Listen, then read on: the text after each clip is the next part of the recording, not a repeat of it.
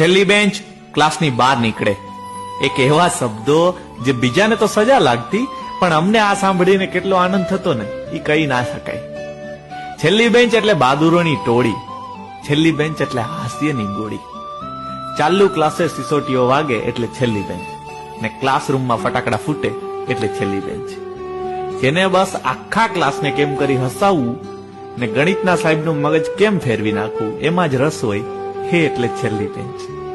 છેલ્લી બેન્ચ એ ખાલી શબ્દ નથી, એક એવી જિંદગી, એક એવો સમય છે જેમાં આપણે એટલું હસ્યા, એટલું જીવ્યા જેટલા આજ સુધી ફરી ક્યારેય નથી હસ્યા. જિંદગીભર આપણો સાથ આપનાર ભાઈબંધો પણ એ છેલ્લી બેન્ચના જ સાથી હોય છે. આજે જયારે છેલ્લી બેન્ચ સાંભળીએ એટલે એ દિવસો, એ ભાઈબંધો, એ દોસ્તારો યાદ આવી જાય છે અને ચહેરા ઉપર એક સ્માઇલ આવી જાય છે.